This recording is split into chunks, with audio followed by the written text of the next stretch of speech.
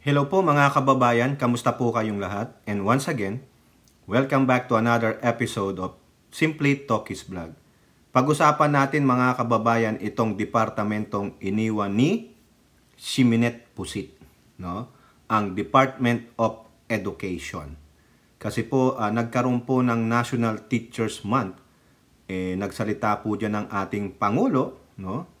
At merong gagawin dito ang Pangulo, may pinangako siya Pero may kumokontra.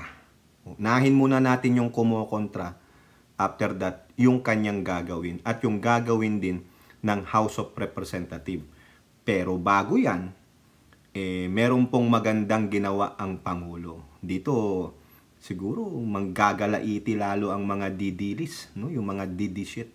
At yung kanilang amo, na Siminette Pusit ay meron pong sinasabi.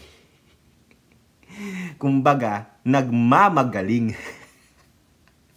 Pero bago po tayo magpatuloy, tayo po ay magbibigay pugay at pasalamat sa lahat ng ating mga subscribers, followers, members, sa mga nagsishare at nagla-like ng ating mga videos, sa mga nagbi-video replay, sa nagsishare ng kanilang mga blessings through super chat, super stickers, and super thanks.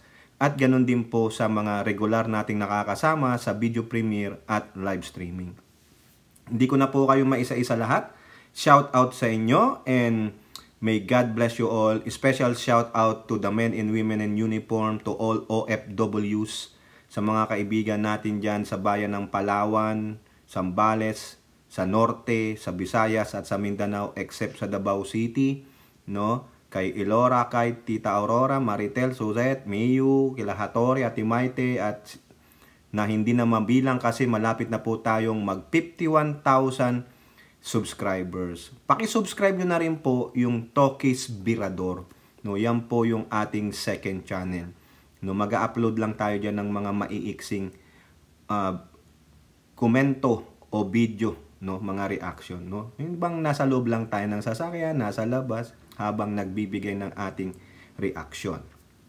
Okay, so unahin po muna natin mga kababayan, meron po tayong 5 article dito. Unahin natin yung isang ginawa ng Pangulo na kung saan tiyak sasabihin ng mga didilis, ayan na, talagang patunay na nakikialyansa na ang itong administrasyon ni Bangag. Oh, yan ang sabi nila, hindi ako no, yung administrasyon ni Pangulong Bongbong Marcos sa mga dilaw. Kasi nga magkakampi na sila. Ang Pulangaw at Dilangawan at mga Penklawan magkakampi na. Di mag-isa kayo. Bahala kayo sa buhay nyong mga green monster. Mga green slime kayo, no? Mga slime kayo. Ano ba ginagawa sa slime? Tinatapon sa inodoro. Ito po sa Philstar Global. Marcos appoints former Robredo spokesperson. Ateneo din to DepEd. Oh, patay na. Bata pala ni Robredo ito, ni Mama Lenlen Lutang, no? Nako, ayan na po, no? Itinalaga ng Pangulo. Oh, walang kulay. Ang sabi ng Pangulo, kailangan kita, mahusay ka, makakatulong ka sa administrasyon, makakatulong ka sa tao, makakatulong ka sa DepEd, i-hire kita. Hindi ako tumitingin sa kulay ng politika mo. Tama, mali. Pero sa didilis, negative yan. Magkakampi na sila ng dilaw. Mga kurakot. Mga bangag. Kayo ang bangag. Bangag kayo sa kabubuhan at tanga. Ako, ito po ang desisyon ng Pangulo, titignan natin, suportahan natin. No? Mamaya basahin ko muna ito bago ko bigyan ng malawak na reaction po yan. Okay? President Marcos has selected the former spokesperson of former Vice President Leni Robredo and a former Dean of the Ateneo School of Government to fill vacant leadership positions at the DepEd. According to the PCO on Thursday, October 3rd, Marcos has also appointed 5 other officials to DepEd, lahat po DepEd, para tulungan si Secretary Angara, including the co-founder of a school that conducts martial law simulations, to teach students about Marcos Sr.'s dictatorship. Tingnan ninyo, Pati pala, yung nagsasabing ito ang gawa ng martial law ng tatay ng Pangulong ito, pinapakita. O wala siyang pakialam ang Pangulong Bongbong Marcos. Basta ma-educate nyo ng tama ang mga estudyante, ma-improve ang intelligence ng mga bata, tamang information dissemination, maganda yan. Also, dapat i-include ninyo sa ating edukasyon ngayon is to educate the students about nationalism. Isa dyan sa pamamaraanan yan ay ang West Philippine Sea. Ang pagmamahal sa bansang Pilipinas. Tama, mali. O, di ba, Pangulong Marcos? Ito po ang inappoint niya. Georgina Yang. Ay, Yang! Inchik yan ah! Naku, may magagalit na naman sa akin dito. Baka ito yung inchik na may pagmamahal sa mga Pilipino. Approve tayo dyan. Di ba? Baka naman last name lang niya, Yang. Pero, she's a Filipino. Si Binibining Georgina. Office of the Vice President Spokesperson as an Assistant Secretary. Assistant Secretary siya ng DepEd. Yang is the current Executive Director at Galing Pook Foundation, the body behind the annual awards that recognize top-performing local government units. Binigyan nyo ba ng award si Pusit? Di ba top-performing local government o LGU pala. Hindi kasama si Pusit. Yung kapatid ni Pusit, si Pugita, yung Baste, binigyan nyo ba ng top-performing LGU? Di ba? Besides being Robredo's former spokesperson, Yang was also the program manager of the OBP's flagship anti-poverty program from 2016 to 2018. Prior to her stint at the OBP, Yang served as the director of the Department of Social Welfare and Development from 22 to 2015. Tao to ni Dilawan talaga to. 'Di ba? Panahon to ni Panuti. She was an executive secretary in the department from 2010 to panut talaga, panut na panut. Okay? So yan, marami pang inappoint ang Pangulo dito. Puro po DepEd. Ayan po ang pangalan nila. Nasa dulo na lang. Yung apat pa. Yan. Sige, puro mga Assistant Secretary, Undersecretary, Assistant Secretary, Director, o whatever. No, siguro ito, hindi ko alam kung anong mga kulay ng politika nito. Pero tandaan ninyo, ang sabi ng Pangulo, I don't look at the color of their politics. I am looking on their qualifications. If they are qualified to work, they are willing to serve the Filipino people, why not? Eto yan. Bakit naglalagay ng dilaw o mga anti-Marcos? Kasi di ba nagsilbi na yung mga dati? Tingnan nyo yung si Yang. Tao ni Panot yan from 2010 to 2015. Nasa DepEd, DSWD siya o whatever position she have. Tapos naging former spokesperson ni Leni Robredo. Namuno sila sa bansa. Sabi natin, ang mga dilaw walang gaanong nagawa para sa bansa. Hindi nila na-improve ang kalagayan ng ating pamumuhay ng bansang Pilipinas. Ngayon, sabi nila, Marcos corrupt, Marcos ganito. Tignan natin. Ilagay ko kayo sa pwesto, kayong mga anti-Marcos, kayong mga dilawan or pinks, and let's see how good you are. Kung kayo ay magaling talagang mamuno, magsilbi para sa bayang Pilipinas, para sa mga Pilipino. Why don't you do it? Show it to me. Batikos kayo ng batikos sa amin. Ang lakas nyong kumontra. You are accusing us of this and that. Now, ilagay kita dyan. Tignan natin kung talagang magaling ka. Kung talagang yung pangalan mo na may PhDs, mapapatunayan mong hindi lang salita o diploma o papel lang yan. Put it to work. Diba? Kuha nyo? Hindi sa dilawan o kumakampi sa dilawan o pinklawan o anti-Marcos. The President wants to really know if you are that good. Hindi lang good dahil may connection ka. Hindi lang good dahil graduate ka nung ganitong school. Hindi lang good dahil you have so many accolades, so many awards, so many honorary degrees like Lenlen. But the thing is, can you actually do it in real world? Can you show your expertise and talents to serve the Filipino people? Kasi nakapag-serve ka na dati, bokya eh. I'm giving you the second chance. I'm giving you so many chances. Tama, mali. Kaya huwag kayo maniniwala sa yung mga green monster diyan, 'di ba? Na kampi na sila, no. Sa akin hindi. Kaya nga walang kulay ng politika. Tumitingin ang Pangulo sa kakayahan mong magsilbi para sa bayan at sa mamayang Pilipino. Sayang naman yung PhD mo. Sayang naman yung pinag-aralan mo sa ibang bansa, international school pa. Pinaggastusan ka ng pera. Mamaya, scholar ka pa ng bayan. Di gamitin natin. I don't care what color of your politics is. Eto ka, nandito ka, patunayan mo ngayon, hindi sa akin, kundi sa sambayan ng Pilipino, na porkit ikaw ay dilaw, kaya mong papaunlad, kaya mong magampanan ng trabahong inaatang sa'yo. Ipaglalaban mo ang prinsipyo mo para sa taong bayan. Yan po yan. Yan ang nakikita namin, nila Hattori.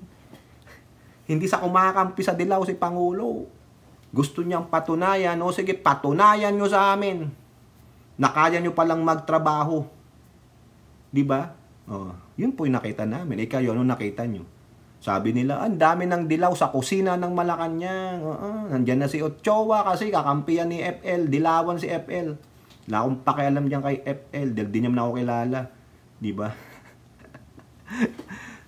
Ano ngayon kung dilawan si FL? Nagtatrabaho naman. Diba? Yung love for all niya lang ng mga bus and clinics. Diba? Sa healthcare siya. Sa arts. O ano? Kung pwede nga sa education, ano pang magagawa ng FLD sa education? So what? Aanin mo ang kulay ng politika kung kulay lang yan. If that color of the politics will destroy us, wag na, tapon nyo na yan sa sewer. Kasi panayan tingin nyo sa kulay ng politika eh. O pag dilaway, wag yan.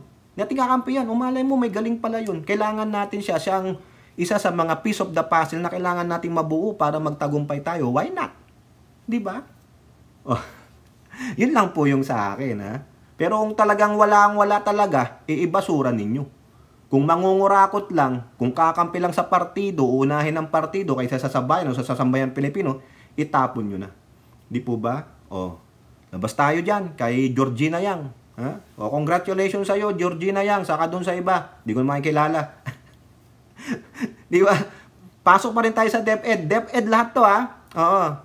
Kasi papakita natin kay Tamil Mil na itong DepEd ay talaga pong pinagtatrabahuan ng bagong sekretarya na walang iba kundi si former Senator Secretary Sani Angara dahil na rin po sa instruction ng Pangulo. I think Senator Angara is more capable, no, and valuable to that department. No? Hindi matatawaran ng galing at sipag ng ating butihing dating Senador Angara. No? Biruin nyo, kinuha niya eh. Maganda yan. Umalay nyo, si Grace po, sabi ni Grace po, I am willing to work with this administration. Kasi wala siya eh. O kung ano man ang pwedeng ibigay sa kanyang posisyon ng Pangulo, she said, meron pong balita dyan, I am willing to work with this government. Anong maitutulong niya? Malay nyo sa economy, di ba? Sa NEDA. Di ba? DTI. O economy si Grace po eh. Di ba? O pasok tayo dito. Sabi natin, itong buwan na ito ay National Teachers Month. Sabi ng DepEd sa Manila Bulletin. DepEd honors educators as National Teachers Month culmination. Yan. The DepEd concluded the grand festivities for the 2024 National Teachers Month on Thursday, October 3rd, honoring the vital role educators play in shaping the nation. Meron po silang dami po, may picture po eh. Kung makita ko yung picture, papakita ko sa inyo. No? With the team Together for Teachers, the celebration showcased the unwavering dedication of Filipino educators and highlighted their crucial contribution to nation building. Correct. Kawawa ang mga teachers, mga kababayan. Lahat gamit na gamit sila sa eleksyon at kung ano-ano pa. No? Always remember the significant role our teachers play in the progress of our nation. We count on you to continue prioritizing the welfare of our students. Ayun po yung sabi ni DepEd Secretary Angara.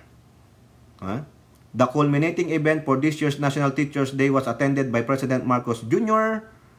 and First Lady Liza Araneta Marcos. May mga larawan po no? Ang galing, ganda ng shirt nila. During his 2024 State of the Nation address, President Marcos acknowledged the vital role teachers had in the country's educational recovery. Correct po yan. Present din doon sa celebration na yan ay si Speaker Martin Romualdez, no? And also Quezon City Mayor Joy Belmonte.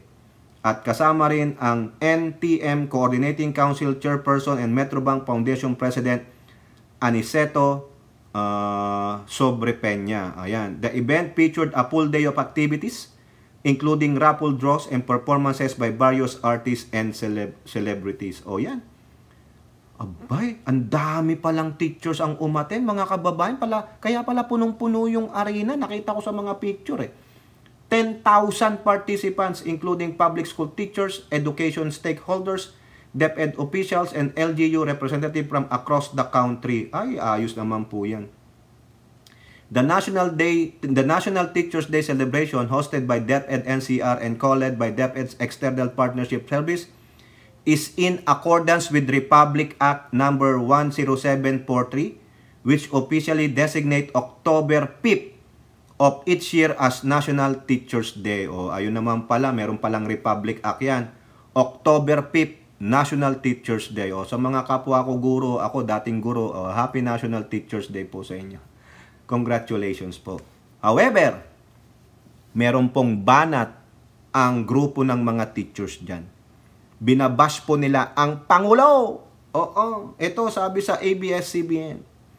Barya, barat at kuripot. Teachers demand higher wages, increase spending on education. Ulat po ng ABS-CBN October 2nd. A teachers organization on Wednesday outlined 5 major demands. Aba, may demands talaga sila. As World Teachers Day approaches, foremost among these a call for substantial salary increase for teachers. O, sino pa ba yung grupo na yan? E di yung ACT, Alliance for Concerned Teachers, condemned the current wages under the administration of Ferdinand Marcos as barya lang, barat at makunat. Yung chairperson nila, si Vladimir Kyutowa, cited Executive Order number 64 which only increases teacher salary by 50 pesos a day. 50 pesos a day. So kung nagtuturo ng 5 days, may 250 extra sila. Dapat ito ay nakakabuhay, pero ang sahod ng teachers talagang barya lang. Nananawagan tayo ng 50,000 pesos na sahod ng mga teachers, pero lumalabas sa executive order na to, 50 pesos lamang ang nakakamit ng teachers a day. Libo-libo talaga ang nag-a-abroad dahil dito. Ganun talaga ang plight ng mga teachers. Mahirap po eh. Kaya dapat sa ating mga legislator, mambabatas na tawagin natin, pagtuunan nyo po ng pansin itong mga guro at yung ating mga frontliners, especially the medical field. No, kaya yung iba talaga lumalabas eh. Hindi ko po masisi. Hindi ko mabatikos ito kasi may katotohanan. No, kung yung iba nga, tinaasan nyo yung sahod ng mga government officials eh. Pagdating sa mga guro, pagdating sa mga frontliners, hindi nyo ba napapansin? Mostly si President Marcos, sabi niya, nauubusan tayo ng nurses. Ano reason? Nabasa ko po yan sa isang article. Nagkukulang na tayo ng mga nurses, medical professionals. Bakit? Nagkukulang tayo ng mga guro, engineers, architects. Bakit? Hindi natin masisi yung mga engineers and architects. Some of them are working on the government pero ibang salary grade niyan. Pero ang mga teachers, ang mga nurses, medical professionals, hindi ugma yung sahod nila sa licenses nila, sa kanilang mga expertise. Mga teacher 1, yung mga tier, 'di ba? Teacher 1, teacher 2, teacher 3, mga ganun eh. Nasaan ka? Magkano ang basic salary ng teacher? Magkano ang basic salary ng nurse pag nagtatrabaho sa gobyerno? 'Di ba? Kaya hindi mo maiwasan talaga. Tama tong sabi ni Kyutowa, na nag-a-abroad na lang ako. Minsan yung teacher mag-a-abroad, English teacher, math teacher, nasa bahay lang siya. Pero yung trabaho yun na abroad, pero kasi online. Laki sahod. Ngayon, nasa bahay lang siya. Pag tapos na siya, 4 hours a day lang yung turo niya. Yung sinahod niya sa 4 hours niya, 1 linggo niya na o 2 linggo niya na sinahod. Di ba? Tama, mali. Sa nurse naman, tulad dito, halimbawa lang ito example lang.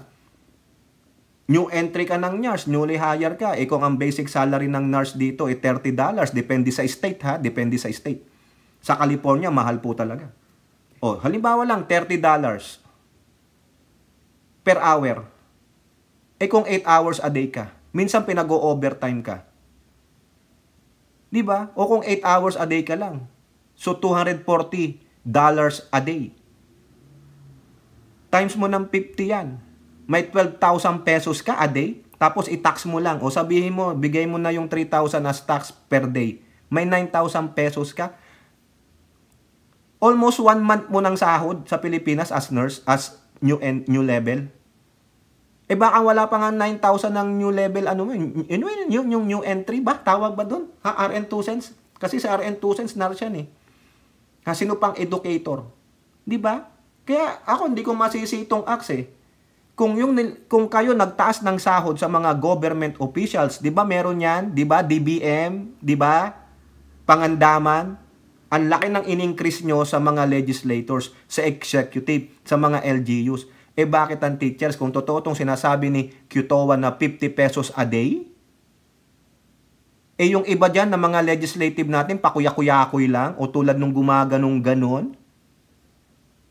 'Di ba? Tapos ang taas ng sahod, walang maipakitang trabaho. Pero yung mga teachers, yung mga nurses, 'di ba unfair? Kaya pala gustong-gusto nung iba maging politiko kasi upo lang ako, may kalahating milyon na ako kada sahod ko kada buwan. Pero itong mga guro magpapakamatay pa. 'Di ba? Hindi ko na po basahin lahat ito. Ayun lang ang reklamo nila, barat, barya at kuripot. Anong-anuhin nyo? Ilocano ang ating presidente. Joke lang joke lang. Baka may magalit na naman sa akin. Ako po, ma-agree po ako sa sinabi nitong grupo na ito. It's about time you have to take care of this. Kung sino yung pillars ng mga bata, sino yung pillar sa medical field. Diba? Totoo, hindi. Yung ibang mga legislator dyan, sabi ko nga, di ba yung gumaganong-ganon lang, yung hindi umaaten sa hearing sa Kongreso, nasaan sila? Hindi makita. Pero sumasahod ng magkano? 300,000 naman. Tapos ang teacher, 20,000. Tapos pang may kulang na gamit sa kanilang room, sila pa bibili. Di ba? Buwis buhay. Kaya yung iba, ayoko na magturo. Diyan na lang kayo. Walang kwenta, kayo lang umaasenso Di ba? Sayang naman yung lisensya ko. Ilang taon ako nag-aral, nag-let pa ako, nag-nursing exam pa ako, pero ang sahod ko lang 20,000 sa isang buwan. Katiting lang nung sahod nyo, wala pa nga 10% nung sahod ninyo na 300,000 kada month. Di ba? Susme. Ngayon, sagot naman ng Pangulo dyan. Ito, ABS-CBN din, October 3rd, na balita. Marcos Jr. Bows. Ano pag sinabi nyong bows? Nangangako ng salary increase, more benefits for teachers. Akala nyo, nababas na ang Pangulo, no? Kaya nga hinuli ko Handa na kayong ibas ako, no? Ibabas nyo ako pag hindi nyo inabutan ito. Di ba? Kayo talaga, antayin ninyo. Hindi. Nauna na kagad. Tapusin nyo muna yung video. Kita nyo, may papuri sa Pangulo. Marcos Jr.'s bows. Nangangako siya ng salary increase at more benefits sa mga teachers. Ayan. The Marcos Jr. administration has vowed to increase salaries and other benefits for public school teachers during itong National Teachers Day event sa Smart Araneta. Araneta pala ginanap. Ang sabi niya sa kanyang speech that supporting teachers is one of the key priorities of his administration. Maniwala kayo, tutuparin niya yan, nangako siya. Gagawin niya yan sa pamamagitan ni Secretary Angara. Okay? Quote, we are committed to ensuring that you have ample resources to teach, whether by additional materials and reducing non-teaching responsibilities.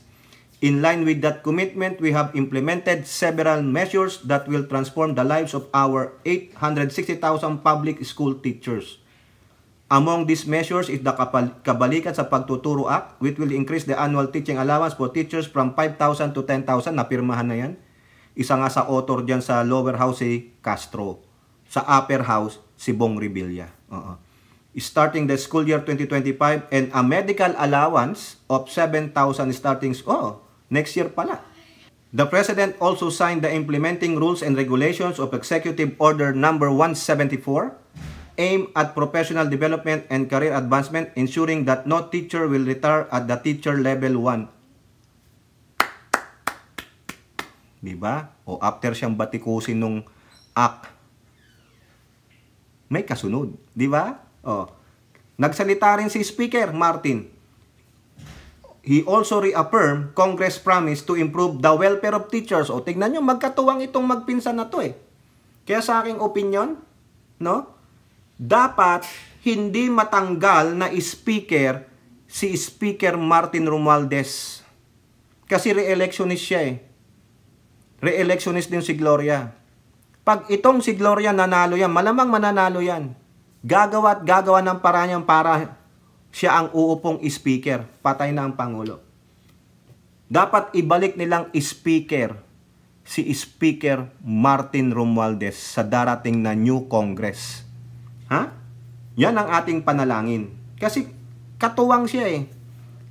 Lahat ng gustong programa ng Pangulo, sinusuportahan ng kanyang pinsan. Kaya dapat lang yan. Yan ang dapat na ibalik ninyo kasi talagang nagtratrabaho, hindi tulad nung iba. Ito po ang sabi ni Speaker. Kinonsulta ko yung chairman ng appropriations ng House, si Elizalde ko. At sisiguraduhin nating magdadagdag tayo ng mga classroom buildings at mga laptop at computers. Wow! Kabilang dito ang mas mataas na sahod, mga benepisyo hanggang sa mga oportunidad para sa patuloy na pag-unlad at pagsasanay. Itago natin tong article na to.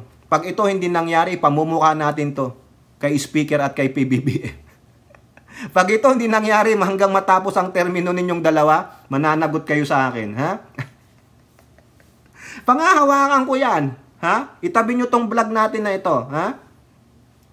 In addition to the salary increase, the DepEd outlined future initiatives such as developing an employee welfare and well-being policy to holistically address physical, mental, emotional, social, occupational, spiritual, and financial well-being for both teachers and non-teaching personnel. Ay, maganda yan. Tama yan. Nakaka-stress kayo magturo. No, ang dami mong estudyante, ikaw ang second parent, then you have your own family to take care to. Diba?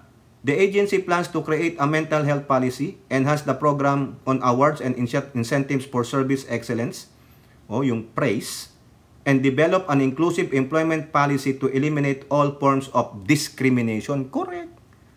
Other initiatives include implementing the PhilHealth Consulta with DepEd clinics accredited as PhilHealth Consulta package providers to ensure affordable healthcare access for employees and exploring partnership with the Department of Human Settlements and Urban Development for a housing project for DepEd employees. Ay, ang ganda. Okay. Ito namang reklamo ng reklamo, leche.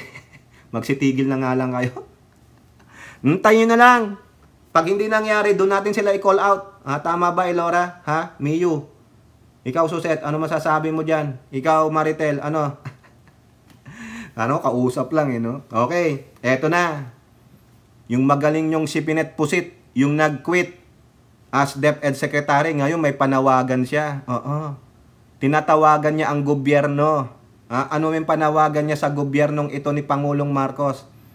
Duterte calls on government to invest in education. Hoy, ayun na nga Para lang may masabi ang gaga. Bakit nung time mo dyan, nung time mo, hindi mo ginawa yan? Ikaw ang number 1 budget. Ba't hindi mo nagawa yan? 700 million plus ang budget mo. Di ba sabi mo, just give me 100 billion ba? Billion? Ibinigyan ka nga 700 billion eh. Ano ginawa mo? Sabi niya, give me 100 billion as budget ng DepEd. Isusolve ko ang problema ng 6 years. Unang taon nga, 700 billion. Wala nayari. Pangalawang taon, another billion pesos. Wala nayari. Tapos ngayon, sabi niya, Duterte calls on government to invest in education. Gago! Sinabi na ng Constitution natin yan na dapat ang number 1 budget sa GAA o sa National Expenditure Program ay ang edukasyon. So therefore, the Constitution is saying that the government should invest in education. Kaya nga sinulat sa edukasyon sa Constitution, sa edukasyon tuloy. 'Di ba? Yung mismong framers ng 1987 Constitution ang nagsabi na we should invest in education. Kaya nga number 1 budget Tapos ikaw, hindi ka nagbabasa ng konstitusyon, abogado ka pa man din. 'Di ba? Nanawagan siya. Ay, anong ginawa mo bilang DepEd Secretary? 'Di ba? Mas mio. Vice President and former Education Secretary Duterte has called on the public to encourage the government to invest in education and address learning poverty in the country. Hey, what is your right to say that? Naging DepEd Secretary ka, hindi mo nga nagawa Tapos you are urging the public, wow, ang galing, wag na nga itong pusit na to. Ay, sus mio. Nagbigay pa siya ng message niya, mga kababayan, no? Sabi niya dito, we are grateful for the sacrifices you make in shaping the minds of young Filipinos and inspiring them to become responsible citizens. Wow, ang galing ng speech. Well-crafted ng kanyang speechwriter. Duterte said that the teachers' tireless efforts in classroom and communities demonstrate their commitment to building a stronger nation. Let us urge our government and private sector leaders and every Filipino from all walks of life to invest in education and join us in addressing learning poverty. Really? 2 years ka nga dyan. Wala kang nagawa sa addressing the learning poverty and then you have the audacity, the gall to say this? Let every Filipino child reach their full potential. Oo nga, sana sinabi mo, ginawa mo yan nung time mo ng DepEd Secretary. Sana inaksaso mo yung problema ni Briones na tinengga niya yung mga materials and laptops para sa mga estudyante teachers. Pero tinengga mo Di ba? Hindi mo kagad inaksyonan. Tapos you have the audacity and the gall to say this. What the freaking siminit pusit na ito? Di ba, Elora? Will you believe this freaking idiot? Ay, mali. Freaking pusit? Nananawagan ka pa sa gobyerno na mag-invest sa edukasyon? Magbasa ka ng konstitusyon. Kaabogadong tao, hindi alam ang nilalaman ng konstitusyon. Di ba? National expenditure, sabi doon sa Constitution, dapat ang edukasyon ang number 1 budget. Anak ng putik naman. Di ba? I-research ninyo. Philippine Constitution. Dapat ang education, stating education is the number 1 budget. Sige, maski na i-type nyo pa dyan. Anong article yan? Di ba? Sige. Ito, sabi dito, Article 14, ng 1987 Constitution, Education, Science and Technology, Arts, Culture and Sports.